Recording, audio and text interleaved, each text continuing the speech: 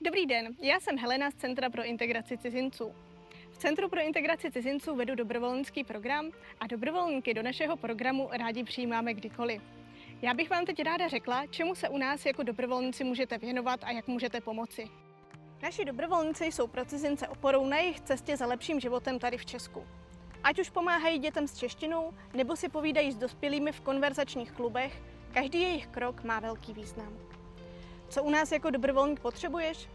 Hlavně chuť pomáhat, ale hodí se taky umět dobře česky, být komunikativní a mít trochu času. A co konkrétně naši dobrovolníci dělají? Doučují češtinu, matematiku a další předměty základních škol. Někdy si s klienty jen povídají a bourají tak jazykové bariéry. Někdo doprovází klienty i dlouhodobě, třeba při hledání práce, zvládání školy nebo jen při porozumění tomu, jak to u nás v Čechách vlastně chodí. Dobrovolnictví u nás je smysluplné, zábavné a otevřené všem. Stačí vyplnit formulář a kontaktujeme vás.